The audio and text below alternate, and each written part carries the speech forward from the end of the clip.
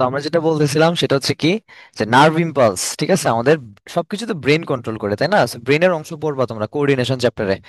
তো এখানে দেখবা যে ব্রিদিং কন্ট্রোল করে কে আমাদের, ব্রেন স্টেম। দেখো ব্রেন স্টেম, ব্রেন স্টেমে কে কে আছে? পন্স, আর হচ্ছে মিডালা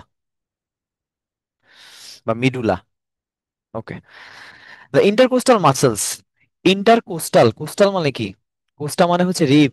দেখো কোস্টা মানে রিব, তার মানে রিবের মধ্যে এই যে আমাদের বুকের যে পাঁজরটা, এই বুকের পাঁজরে যে মাসেল গুলা থাকে, এই রিবের সাথে যে মাসেল গুলা লাগানো থাকে, এই মাসেল গুলার নাম হচ্ছে ইন্টারকোস্টাল মাসেল।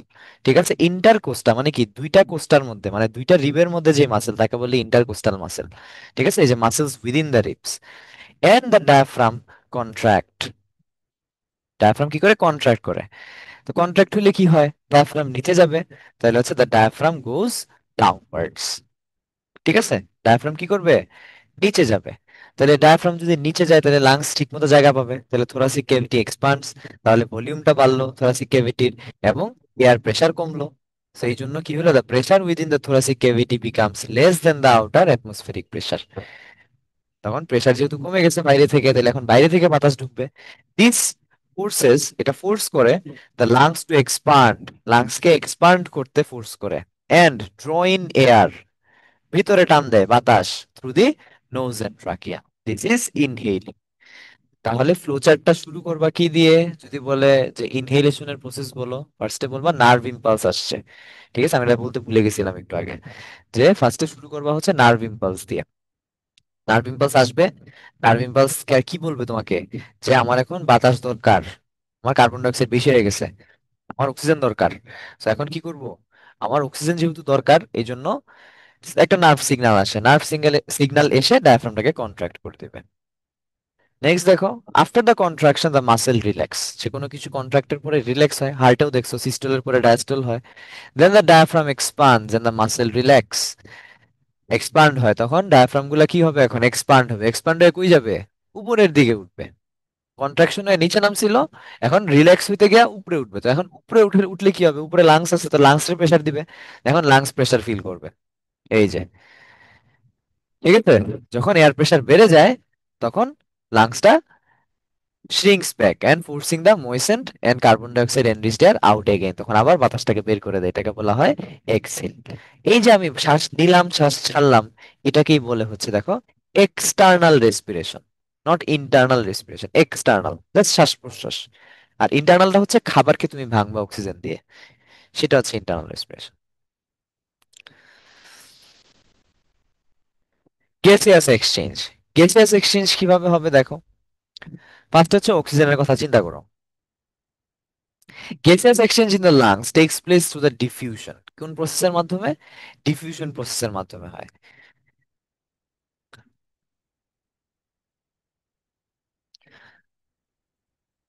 আচ্ছা, এই প্রসেসটা পড়ার আগে আমরা,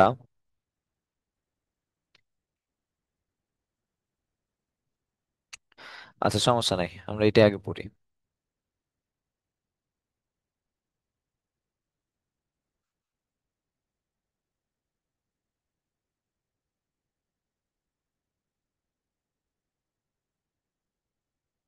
আগে আমরা এখানে পড়ি, ঠিক আছে।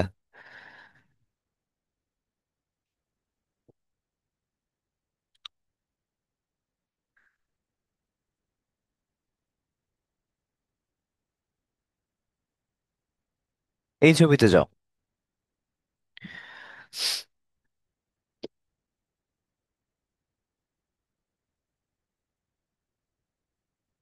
এখানে লাংসের যেই লাংসের মধ্যে অ্যালভিওলাসের মধ্যে যে অক্সিজেনটা আসছে, এই অক্সিজেনের প্রেসার থাকে হচ্ছে লেখো 104 মিলিমিটার মার্কারি। লেখো 104 মিলিমিটার মার্কারি। কিসে?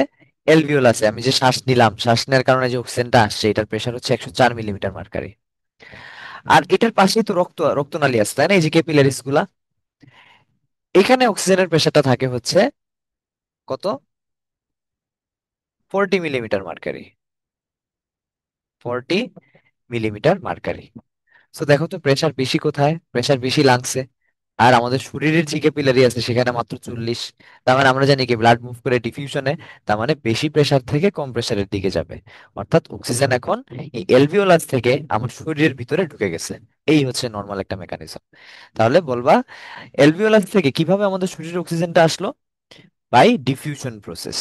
বলবা এলভিওলাসের ভিতরে অক্সিজেনের প্রেসার থাকে হচ্ছে 104 মিলিমিটার মার্কারি, আর আমাদের শরীরের রক্তে অক্সিজেনের প্রেসার থাকবে হচ্ছে 40 মিলিমিটার মার্কারি। তার মানে প্রেসার ডিফারেন্স কত? 104 থেকে হচ্ছে 40 বাদ দিবা। ঠিক আছে? যত হবে তত মিলিমিটার মার্কারি প্রেসার ডিফারেন্সের কারণে বেশি কনসেন্ট্রেশন থেকে লো কনসেন্ট্রেশনের দিকে ব্লাড অক্সিজেনটা কি হইলো? ডিফিউজড হইলো। ঠিক আছে, দেখো এই লাইনটা এখানে লেখা আছে,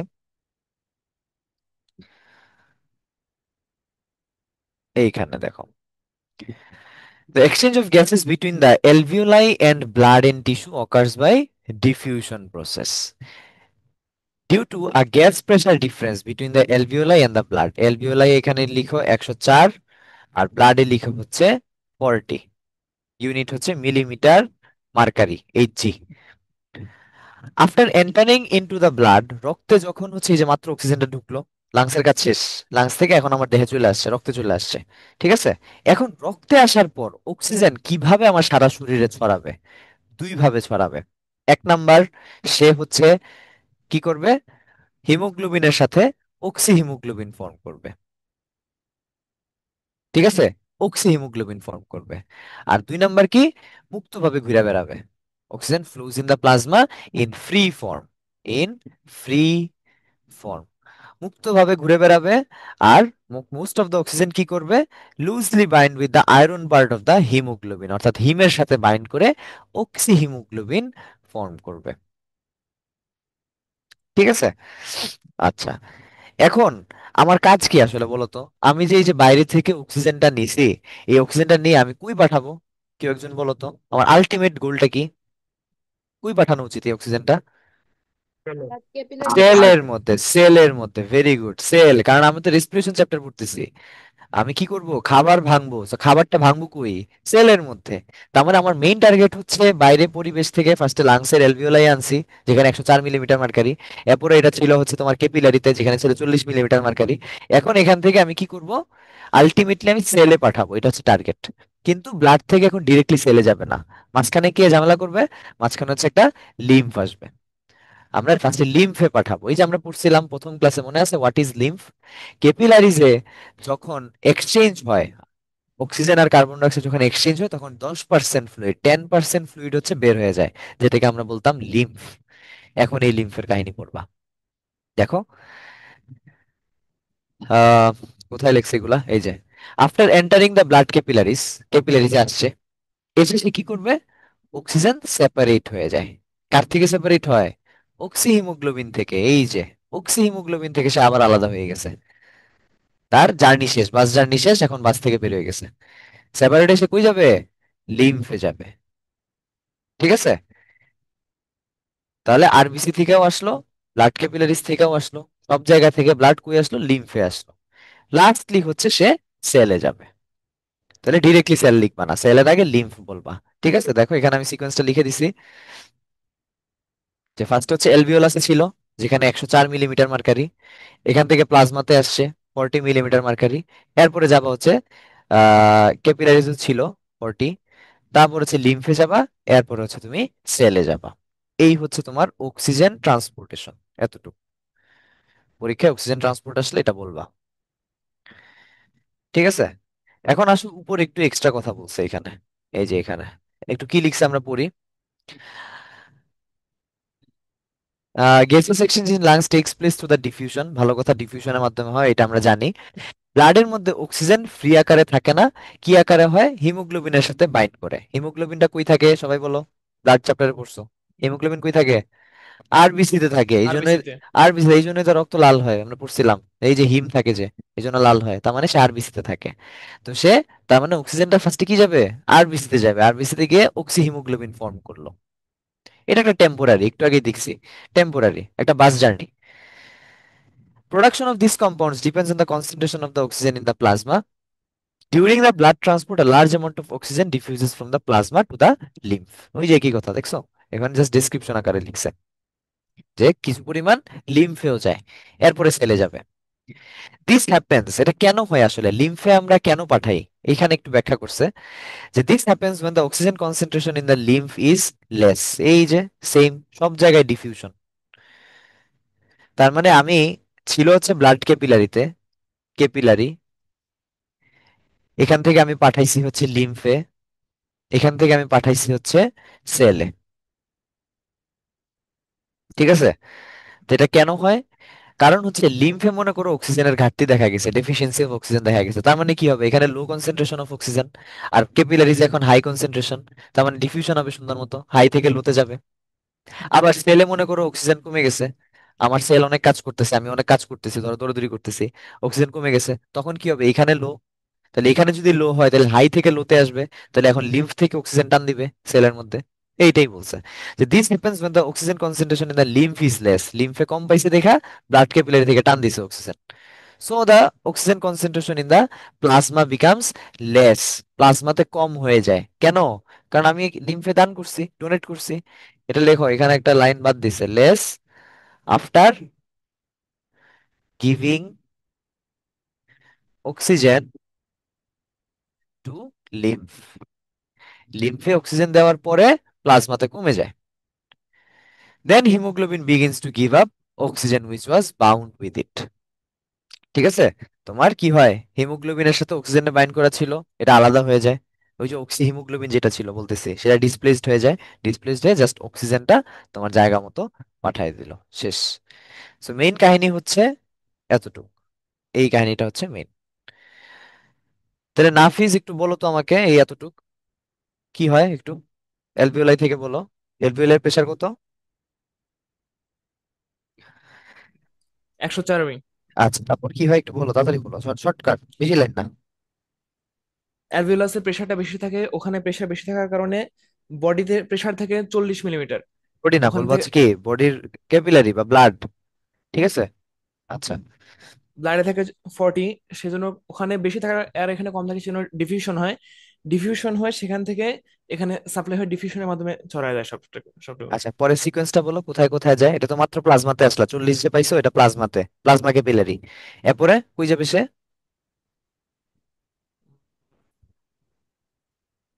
অক্সিজেনটা কই যাবে এরপরে, লেখা আছে লিম্ফে যাবে। লিম্ফে যাবে, এই যে স্ক্রিনে লেখা আছে দেখো না, লিম্ফে যাবে। তারপর কই যাবে, সেলে যাবে। ঠিক আছে? ওকে। নেক্সট হচ্ছে carbon die oxide transport. Carbon die oxide কখন উৎপাদন হয়, আমরা রিঅ্যাকশনে পড়ছি যে রেসপিরেশনে কার্বন ডাই অক্সাইড আর এনার্জি উৎপাদন হয়, তাই না? তো এই যে কার্বন ডাই অক্সাইডটা উৎপাদন হইলো, এখন আমার কাজ কি, এটা বাইরে পাঠানো, শরীরের বাইরে পাঠানো। তাহলে অক্সিজেন যেই রাস্তা দিয়ে আসছে, কার্বন ডাই অক্সাইড এই রাস্তা দিয়ে আবার ব্যাক করবে, শেষ। ইজি জিনিস। দেখো এটা এটা রাস্তাটা দেখো, সেলে কার্বন ডাই অক্সাইড উৎপাদন হয়েছে, এরপরে লিম্ফে যাবে, এরপরে প্লাজমাতে যাবে, এরপরে অ্যালভিওলাস থেকে শরীর থেকে বের হয়ে যাবে, জাস্ট উল্টা রাস্তা, আর কিছুই না। খালি এক্সট্রা একটা ইনফরমেশন আমরা জানতে হবে, সেটা হচ্ছে অক্সিজেন যেরকম রক্তের মধ্যে অক্সি হিমোগ্লোবিন ফর্ম করে, ওর বাস জার্নি ছিল অক্সি হিমোগ্লোবিন ফর্ম করে, এখন কার্বন ডাই অক্সাইডের বাস জার্নি হবে বাইকার্বনেটের সাথে, বাইকার্বনেট। অক্সিজেন যায় হচ্ছে অক্সি হিমোগ্লোবিন দিয়ে, কার্বন ডাই অক্সাইড যায় হচ্ছে বাইকার্বনেট। বাই মানে তো বুঝো হাইড্রোজেন, বাই মানে এখানে দুই না তো, কিন্তু হাইড্রোজেন, কেমিস্ট্রির পড়া এগুলা। আর কার্বনেট মানে কি, CO3 2 মাইনাস, কার্বনেট রেডিকেল এগুলা, CO3 2 মাইনাস। এখন বাইকার্বনেট বলছে, কি বাইকার্বনেট, পটাশিয়াম আর সোডিয়াম বাইকার্বনেট, পটাশিয়াম আর সোডিয়াম বাইকার্বনেট। So, যেহেতু বাইকার্বনেট বলছে, তার মানে কিন্তু আর CO3 2 মাইনাস নাই, এখন এখন কি হবে, CO3 মাইনাস, তাই না, HCO3 মাইনাস, বাই, বাই চলে আসছে, মানে একটা হাইড্রোজেন চলে আসছে। তাহলে আমি বলছি দুইটা জিনিস, সোডিয়াম বাইকার্বনেট NaHCO3, আর হচ্ছে পটাশিয়াম বাইকার্বনেট, তার মানে KHCO3। ওটা কোথায় মনে রাখবা, আরবিসি তে হচ্ছে পটাশিয়াম বাইকার্বনেট আকারে যাবে, আর প্লাজমাতে হচ্ছে সোডিয়াম বাইকার্বনেট আকারে যাবে। কার্বন ডাই অক্সাইড আরবিসি দিয়ে যখন যাবে, তখন তার বাস জার্নি হবে পটাশিয়াম বাইকার্বনেট হিসেবে। কার্বন ডাই অক্সাইড যখন প্লাজমা দিয়ে যাবে তখন তার জার্নিটা হবে সোডিয়াম বাইকার্বনেট আকারে। শেষ। আর কিছু জানা লাগবে না। দেখো এখন পড়ো। কার্বন ডাই অক্সাইড কখন প্রডিউসড হয়? আমরা পড়ছি রেসপিরেশনে, যখন ডিসঅক্সিডাইজড। তারপর কোথায় হবে? উল্টা প্রসেস। সেল থেকে কই যাবে দেখো? সেল মেমব্রেন থেকে হচ্ছে ফার্স্টে লিম্ফে যাবে, তারপর হচ্ছে লিম্ফ থেকে ক্যাপিলারিতে যাবে। ক্যাপিলারিতে সে মানে ক্যাপিলারি মানে তো ব্লাড, সো ব্লাডে কিভাবে ট্রান্সপোর্ট হবে? বাইকার্বনেট আকারে। তাহলে প্লাজমাতে কিভাবে? প্লাজমাতে হচ্ছে সোডিয়াম বাইকার্বনেট, আরবিসি তে হচ্ছে পটাশিয়াম বাইকার্বনেট। তারপর কোথায় যাবে? এলভিওলাতে যাবে। এলভিওলাই থেকে কই যাবে? শরীরের বাইরে ফোর্সড আউট। বের করে দিলাম। শেষ। কে বুঝে নাই বলো? কার্বন ডাই অক্সাইড ট্রান্সপোর্টেশন কে বুঝে নাই? কিংসুক, আসো নাকি ঘুমাচ্ছ? হ্যাঁ, আছি। বলো তাহলে আমাকে কার্বন ডাই অক্সাইড ট্রান্সপোর্টটা বলো। বেশি কিছু না, জাস্ট সিকোয়েন্সটা বলো, কোত্থেকে কই যাবে। সেল থেকে লিম্ফে যাবে, লিম্ফ থেকে প্লাজমা যাবে, প্লাজমা থেকে লাংস, অ্যালভোকেল দিয়ে বের হয়ে যাবে। এলভোকেল আবার কি আর রে ভাই? এলভিওলাই। অ্যালভিয়ালাই দিয়ে বের হয়ে যাবে। এলভিওলাই দিয়ে বের হয়ে যাবে, ঠিক আছে। আচ্ছা। তো এক্সট্রা কি পড়াইছি বলো? ওই যে তোমার যখন তোমার এই যে প্লাজমাতে যখন আসবে তখন সে দুই ভাবে যাবে। কি কোন দুই ভাবে বলো? সোডিয়াম বাইকার্বনেট দিয়ে যাবে প্লাজমা দিয়ে, আর ব্লাড কর্পাসেলস দিয়ে যাবে পটাশিয়াম বাইকার্বনেট দিয়ে। ব্লাড করবো কি? ব্লাড কর্পাসল হোয়াইট না red leucocyte? Red blood. Red blood করবো, আরবিসি। সহজ কথা বলো, আরবিসি। আরবিসি তে হচ্ছে পটাশিয়াম বাইকার্বনেট, আর প্লাজমাতে যাবে সোডিয়াম বাইকার্বনেট, ঠিক আছে। আর তাহলে তুমি বলো অক্সিজেনটা, এই অক্সিজেনটা বলো, অক্সিজেন ট্রান্সপোর্টটা আগে সিকোয়েন্সটা বলো। অক্সিজেন প্রত্যেক যাবে। অ্যালভোয়েল দিয়ে প্লাজমা যাবে, প্লাজমা থেকে ক্যাপিলারিতে যাবে, আবার ক্যাপিলারি আবার থেকে এল, নতুন উচ্চারণ বললা এখন আবার। এলভিওলা, এলভিওলাই বলো না, সুন্দর মতো বলো। অ্যালভিওলাই। এলভিওলাই, হ্যাঁ। অ্যালভিওলাই দিয়ে প্লাজমা যাবে, প্লাজমা থেকে ক্যাপিলারিতে যাবে, ক্যাপিলারি থেকে লিম্ফ, লিম্ফ থেকে সেলে যাবে। এই তো ভেরি গুড। ঠিক আছে, এখন আমাকে একটু বলো প্রেসারটা কত? এলভিওলাই কত থাকে? কত মিলিমিটার মার্কারি? 104, একশো 104 চার মিলিমিটার মার্কারি। আর ক্যাপিলারিতে 40। তার মানে এই যে 40 বেশি বেশি থেকে কমের দিকে যাবে, তার মানে আমার শরীরের ভিতরে ঢুকলো। আচ্ছা, এটা আমরা। ডিফিউশন হবে। আচ্ছা ঠিক আছে। আর অক্সিজেনটা কিভাবে যাবে? তার বাস জার্নিটা কিরকম? কি আকারে যাবে? আহ, hemo oxy oxy hemoglobin. Hemoglobin. Oxy hemoglobin. হিমোগ্লোবিনের সাথে অক্সিজেন যুক্ত হয়ে অক্সি হিমোগ্লোবিন, কত সহজ নাম, তাই না? অক্সি হিমোগ্লোবিন সেটা কে? Unstable compound. সে স্টেবল না, পার্মানেন্ট না, একটু পরে ভেঙে যাবে। এই যে দেখো একটু পরে ভেঙে গেছে। ভেঙে গিয়ে কি হয়েছে? ফ্রি অক্সিজেন হয়ে গেছে, আর হিমোগ্লোবিনটারে সে বের করে দিবে, বাসকে পাঠাই দিবে। আর বাস জার্নি আমার দরকার নাই। আমি এখন সেলে ঢুকবো, ফ্রি অক্সিজেন তখন ঢুকে যাবে, ঠিক আছে। আচ্ছা।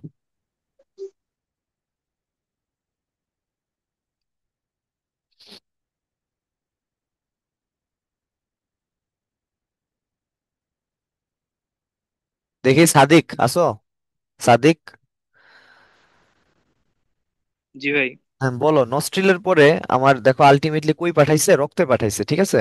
এলভিওলাস হয়ে রক্তে পাঠাইছে। তাহলে একটু সিকোয়েন্স গুলো বলো তো রেসপিরেটরি ট্র্যাক্টের। ফার্স্টে নাকের ছিদ্র, নস্ট্রিল, তারপরে কি?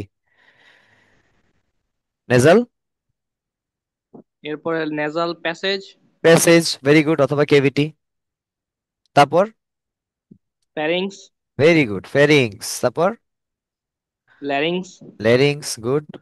তারপর ট্রাকিয়া, ট্রাকিয়া।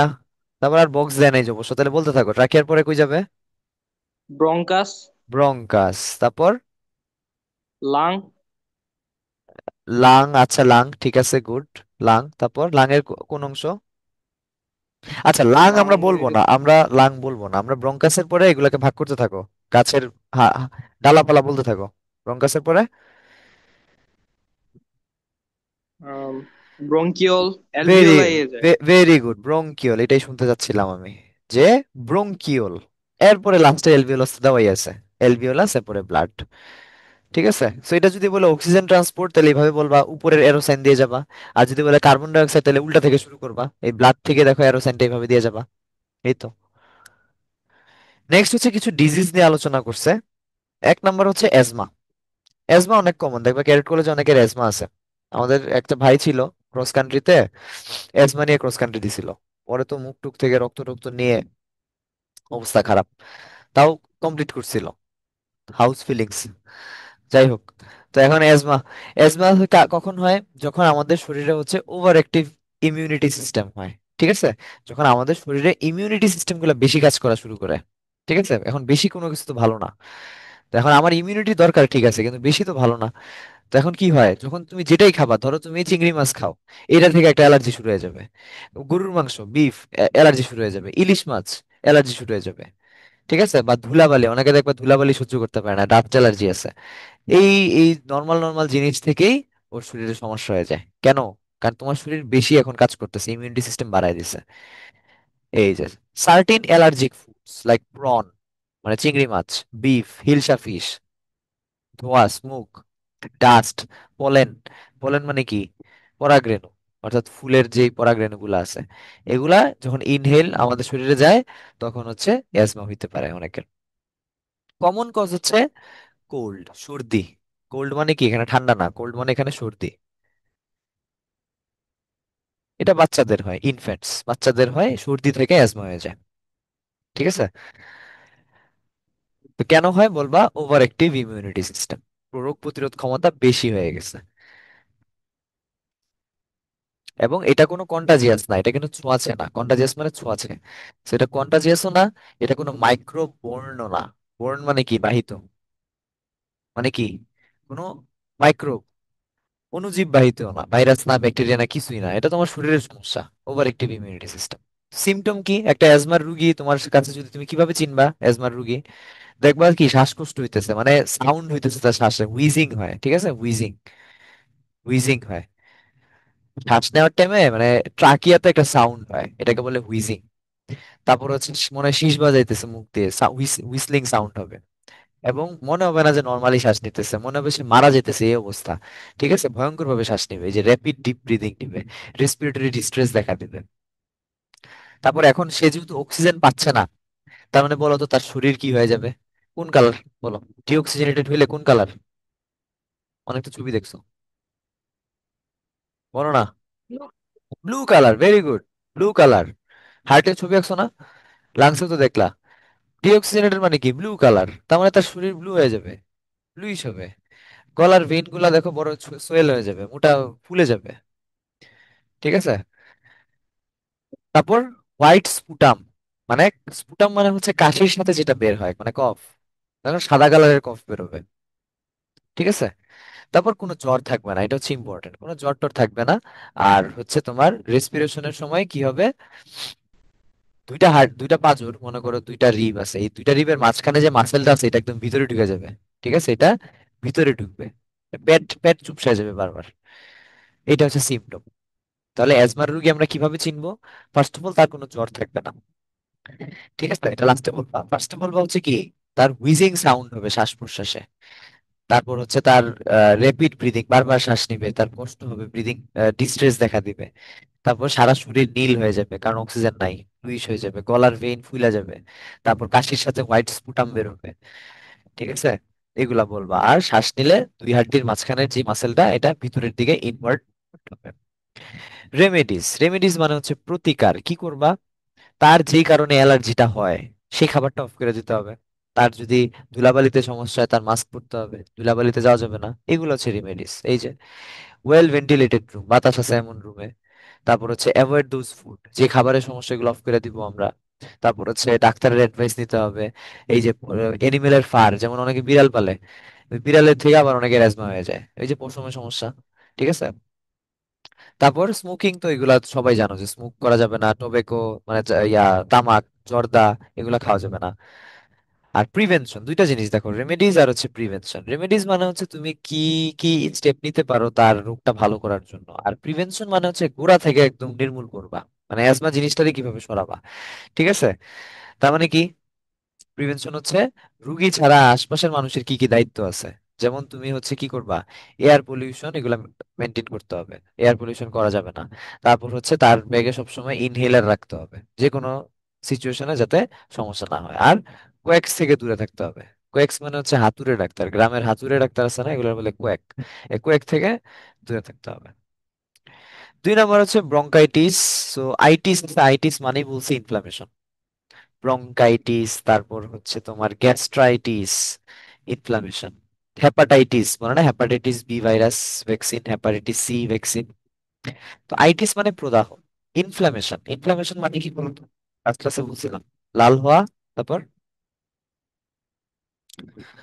গরম হওয়া। ফুলে যাওয়া। ভেরি গুড, ফুলে যাওয়া। একটা জিনিস লাল হবে, গরম হবে, ফুলে যাবে, দেখবা ওই যে মাঝে মাঝে গেমস টাইমের পরে দেখবা ওই যে ঝুঁক টুক বা পিছা টিছা পড়লে এই পায়ের মধ্যে বা হাতের মধ্যে দেখবা লাল হয়ে একটা জায়গা ফুলে যায়। এগুলো ইনফ্লামেশন।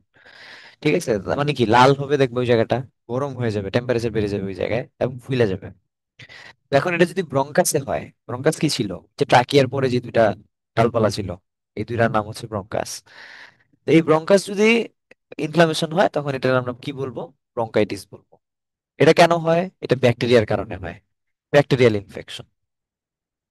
এবং এটা একবার হইলে বারবার হওয়ার চান্স আছে, রিকার হবে। রিকার মানে কি? রি অকার। কেন হয় দেখো, সেম এই জায়গায় ব্যাকটেরিয়া যদি আসে, তো এই জায়গায় ব্যাকটেরিয়া কিভাবে আসবে? এই জায়গায় ব্যাকটেরিয়া আসবে তুমি যদি ধুলাবালিতে থাকো, অপরিচ্ছন্ন জায়গায়, আনহাইজিনিক পরিবেশে থাকো, সেই জায়গায়। সিমটম কি একটা ব্রঙ্কাইটিসের রোগী তুমি কিভাবে বুঝবা? এক নাম্বার হচ্ছে তার জ্বর থাকবে। একটু আগে অ্যাজমাতে জ্বর ছিল না, তার এখন জ্বর থাকবে। তারপরে একই কথা বলবে, আমার কাশি, আমার বুকে ব্যথা, আমার শ্বাসকষ্ট। ঠিক আছে। তারপর হচ্ছে আমার যখন আমি ইয়া করি, কাশি দেই, আমার বুকে প্রচন্ড ব্যথা করে। রুগী ভাবে বলবে যে আমি যখন কাশি দিই আমার বুকে প্রচন্ড ব্যথা করে। তারপর কাশির সাথে তোমার ইয়া বেরোবে, স্পুটাম বেরোবে। ঠিক আছে। এইগুলা মানে ঘুরে ফিরে এই রেসপিরেশনের সমস্যাগুলা দেখবা রুগী এসে বলবে আমার কাশি হইতেছে, বুকে ব্যথা করতেছে, শ্বাসকষ্ট হইতেছে, এই তিনটা জিনিস কমন। ঠিক আছে। খালি অ্যাজমাতে জ্বর থাকবে না, এটা বুঝবা। আর ব্রঙ্কাইটিসে জ্বর আসবে। আর রেমেডিস ঘুরে ফিরে একই জিনিস বলবা, যে হচ্ছে স্মোকিং করা যাবে না, তারপর মাস্ক ব্যবহার করতে হবে, ডাক্তারের অ্যাডভাইস মানতে হবে। ঠিক আছে। নিউট্রিশিয়াস ফুড খাইতে হবে, এগুলা। তিন ভাই, নম্বর হচ্ছে, হ্যাঁ বলো। শ্বাসকষ্ট মানে কি অ্যাজমা? হ্যাঁ হ্যাঁ, সিভিয়ার শ্বাসকষ্ট মানে অ্যাজমা। আর এমনি তুমি যদি বলো শ্বাসকষ্ট ইংরেজি কি বলবা? Shortness of breath, shortness of breathing. মানে ব্রঙ্কাইটিসও এটা একটা সিমটম? হ্যাঁ, সব জায়গায় same। ঠিক আছে। আর যেটা যখন সিভিয়ার লেভেলে চলে যাবে, হ্যাঁ মানে তুমি রুগী দেখলেই বুঝবা যে এটা অ্যাজমার রুগী। মানে এমন ভাবে শ্বাস নিবে মনে হয় যেন সে মারা যেতেছে, এরকম ভাবে সে শ্বাস নিবে। ঠিক আছে, যখন সে মানে ইনহেলার পাবে না আর কি। আর ইনহেলার দিলে তো সে আবার নর্মাল ব্যাক ব্যাক করবে। ঠিক আছে। মানে আমার একটা ফ্রেন্ড ছিল, ভয়ঙ্কর ভাবে শ্বাস নিত, মানে ইনহেলার তখন দিলে সে ঠিক হয়ে যেত, এরকম। আচ্ছা, তারপর 3 নাম্বার হচ্ছে নিউমোনিয়া। নিউমোনিয়া কি? নিউমোনিয়া হচ্ছে, লেখো, ইনফ্লামেশন অফ লাংস। দেখো, ইনফ্লামেশন অফ লাং। লাংয়ের যখন ইনফ্লামেশন হবে তখন আমরা সেটাকে হচ্ছে নিউমোনিয়া বলবো। এটাও একটা ব্যাকটেরিয়ার ডিজিজ। কোনটা? Pneumococcus, pneumococcus bacteria. ঠিক আছে, নিউমোকক্কাস ব্যাকটেরিয়া। এবং একই দেখো, এই সেম জিনিস, কফিং হবে, কাশি হবে, ব্রিদিং ডিস্ট্রেস, শ্বাসকষ্ট হবে, হাই ফিভার, অনেক জ্বর উঠবে, হুইসিং সাউন্ড থাকবে, সৎ সৎ করে একটা সাউন্ড হবে শ্বাস নিলে। ঠিক আছে। কাশি হবে।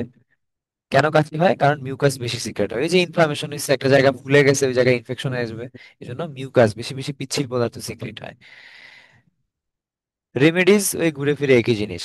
ডাক্তারের কথা শুনবা, বেশি করে পানি খাবা, তারপর হচ্ছে ডায়েট নিতে হবে ঠিক মতো, মাস্ক পরতে হবে, ধুলাবালি থাকা যাবে না, এগুলা। 4 নাম্বার হচ্ছে কি? টিউবারকিউলোসিস, যক্ষ্মা। ঠিক আছে। টিউবারকিউলোসিস কি? যক্ষ্মা। এটা হচ্ছে একটা বায়ুবাহিত রোগ, airborne disease, airborne infectious disease. ঠিক আছে। এটা কেন হয়? এটা হচ্ছে কিন্তু ছড়ায়, যক্ষ্মা কিন্তু ছড়ায়। যক্ষ্মা কন্টাজিয়াস। আমরা যখন হাসপাতালে যাই তখন এই টিবি বা যক্ষ্মার রোগী হইলে কিন্তু আমাদের মানে খুবই সচেতন থাকতে হয়, কারণ যক্ষ্মা ছড়ায় যায়। ওর কাশি থেকে যদি তুমি ইনহেল করো, ছড়ায় যাওয়ার চান্স আছে যদি তোমার ইমিউনিটি কম থাকে। ঠিক আছে। তো এটা এয়ারবর্ন, বায়ুবাহিত। একটা যক্ষ্মার রোগী কাশি দিল, তুমি তার পাশে বইসা শ্বাসটা নিলা, শ্বাস প্রশ্বাস নিলা, তোমার যক্ষ্মা হয়ে যাবে। ঠিক আছে। তো খুবই সেনসিটিভ যক্ষ্মা। ঠিক আছে। এটা বায়ুবাহিত রোগ, এয়ারবোর্ন ইনফেকশাস ডিজিজ। এমনও হয়েছে আমরা, আমাদের হাসপাতালে হচ্ছে বিভিন্ন রোগী থাকে, তো তো রোগীদের হচ্ছে তোমার হিস্ট্রি নিতে হয়, মানে তার কি সমস্যা, তার বাড়ি কই, তার এটা কয়দিন ধরে সমস্যা। তো ফার্স্টে বলে নাই যক্ষা, অনেকক্ষণ ধরে ওনার সাথে গল্প করলাম যে ওনার বাড়ি কই, এই কি সমস্যা, কোথায় থাকে, আর কোনো সমস্যা টমস্যা আছে কিনা। তো বলতেছে বুকে ব্যথা, কাশি টাশি, তো এগুলো তো নর্মাল, সব রোগীর এটা সমস্যা থাকে। তো প্রায় 15-20 মিনিট পর তো কন্টিনিউয়াস কাশতেছে। তো 15-20 মিনিট পরে আমারে বলতেছে আমার তো যক্ষা। পরে আর কি করব, মানে আমি তো আকাশ থেকে পড়ছি। যাই হোক, পরে আমার আর যক্ষা হয় নাই। তো নর্মালি অনেকের যদি ইমিউনিটি কম থাকে তার যক্ষা হয়ে যায়। আচ্ছা, তো এটা কিভাবে ছড়ায় দেখো। In some cases, people coming into contact with patients having skin affected by germs of the tuberculosis. স্কিনে এফেক্টেড থেকেও ছড়ায় যায়। or by taking infected cow's milk, একটা গরুর, গরুর হয়েছে সে এই সমস্যাটা, সেই গরুর যদি দুধ খাওয়া হয় তখনও কিন্তু যক্ষা ছড়ায় যায়। আচ্ছা, কাদের হয় দেখো, যাদের ম্যাল নিউট্রিশন আছে, তারপর হচ্ছে যারা আনহেলদি এনভায়রনমেন্টে থাকে, ওদের যক্ষা হয়। আচ্ছা, তো এই যক্ষাটা কি শুধুমাত্র কি তোমার ইন্টেস্টাইনেই হয়, সরি লাংসেই হয়? না, যক্ষা অনেক কিছু হয়। যক্ষা দেখো ইন্টেস্টাইনে হয়, হার্টবিতে হয়, অনেক জায়গায় টিউবারকিউলোসিস হয়। ঠিক আছে, এটা শুধুমাত্র লাংসেই হবে এমন না। তো টিউবারকিউলোসিস কোন ব্যাকটেরিয়ার কারণে হয় দেখো, মাইকোব্যাকটেরিয়াম টিউবারকিউলোসিস, মাইকোব্যাকটেরিয়াম টিউবারকিউলোসিস। বলো, নিউমোনিয়া কোন bacteria? Pneumococcus. Pneumococcus. Pneumococcus, pneumococcus, ঠিক আছে, ভেরি গুড।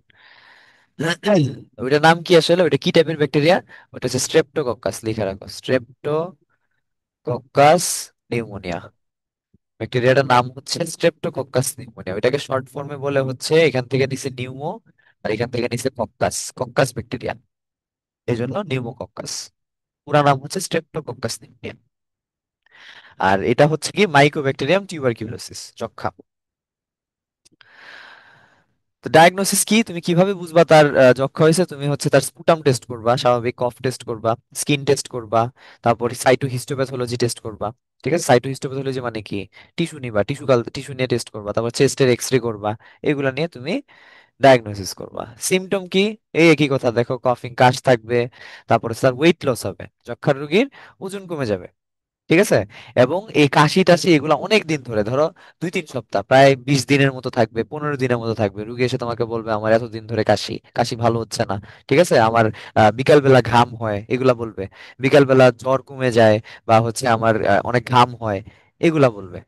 তো এই যে বিকাল বেলা ঘাম হয়, ঠিক আছে, তারপর হচ্ছে তোমার জ্বর কমে যায়, এইটা দিয়ে তোমার বুঝতে হবে যে আমি টিবির দিকে যাবো কিনা, যক্ষার দিকে আমি আগাবো কিনা।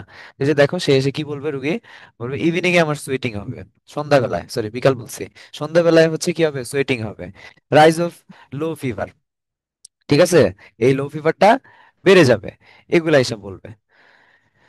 রেমেডিজ ওই ঘুরে ফিরে একই কথা, এগুলা সব সেম জিনিস, এগুলা নিজে পড়বা। প্রিভেনশন কি? বিসিজি ভ্যাকসিন, কি ভ্যাকসিন? বিসিজি ভ্যাকসিন, এগুলা ছোটবেলা থেকেই দেওয়া হয়। 5 নম্বর আছে লাং ক্যান্সার। সো ক্যান্সার হলে নর্মালি ট্রিটমেন্ট থাকে, কেমোথেরাপি দেওয়া লাগে, এগুলা জানো। So, এগুলা নিজে পড়ে নিও, এগুলা বোঝানোর আমার কিছু নাই। শেষ। কারো কোনো প্রশ্ন থাকলে বলো, চ্যাপ্টারের মেকানিজম নিয়ে কোনো সমস্যা আছে কিনা। এখান থেকে এই কার্বন ডাই অক্সাইড অক্সিজেন কিভাবে ব্লাডে ট্রান্সপোর্ট হয় এটা লাগবে। তারপর হচ্ছে ইনহেল এক্সহেল এর মেকানিজমটা লাগবে, কোনটা কিভাবে প্রেসার বাড়ে কমে, এগুলা লাগবে। আর হচ্ছে এই ছবিটা মাস্ট, এই ছবিটা মাস্ট শিখবা পরীক্ষায়, এই ছবিটা দেওয়ার চেষ্টা করবা, দিলে মার্কস বেশি পাবা। জিনিসটা তো বুঝছো, এখন কি হবে বলো তো। ফার্স্টে এভাবে দিলা, দিয়ে লাস্টে এভাবে গোল গোল দিবা, এলভিওলাই এগুলা। এলভিওলাই আঁকার পরে এখন একটা ব্লাড ভেসেল হচ্ছে দিবা লাল কালার, আর একটা ব্লাড ভেসেল দিবা নীল কালার। ধরো এখানে এখানে তো কেপিলারি আঁকবা, ঠিক আছে, কেপিলারি একটু তোমার বেগুনি কালার দিয়ে দিও, ঠিক আছে, কেপিলারি বেগুনি কালার দিয়ে দিও। আর এখানে হচ্ছে একটা লাল কালারের ব্লাড ভেসেল দিবা, আর এখানে দিবা হচ্ছে নীল কালারের একটা ব্লাড ভেসেল। তাহলে আমরা জানি কি, নীল কালার নর্মালি হচ্ছে ভেইন, কিন্তু এখানে হবে পালমোনারি আর্টারি। আর লাল কালার নর্মালি হয় আর্টারি, বাট এখানে বলবো পালমোনারি ভেইন। শেষ। এই একটা ফিগার রাখলে মার্কস পেয়ে যাবে। ঠিক আছে, কালার পেন্সিল ইউজ করবো, অবশ্যই কালার পেন্সিল ইউজ করবা। আর এইগুলা কালার করতে হবে না, এই যে এইগুলা যে দেখতেছো এলভিওলাস টেলভিওলাস, এগুলা কালার করতে হবে না, তুমি কালার করবা খালি আর্টারি ভেইন, আর কিচ্ছু না, আর ক্যাপিলারি। এখানে পেন্টিং কম্পিটিশন না, এটা এটা বায়োলজি। জাস্ট আর্টারি ভেন এগুলো বুঝাইতে পারলেই হয়েছে। ঠিক আছে, বাসায় এগুলো বেশি বেশি প্র্যাকটিস করবা। ঠিক আছে, তাহলে আমাদের এই চ্যাপ্টার শেষ। নেক্সট চ্যাপ্টার আমরা পড়বো হচ্ছে কোনটা, কিডনি আছে তোমাদের এই টার্মে, কিডনি চ্যাপ্টারটা, এক্সক্রিশন। দেখো তো সিলেবাসটা দেখো, তাড়াতাড়ি জানো, এক্সক্রিশন কি আছে?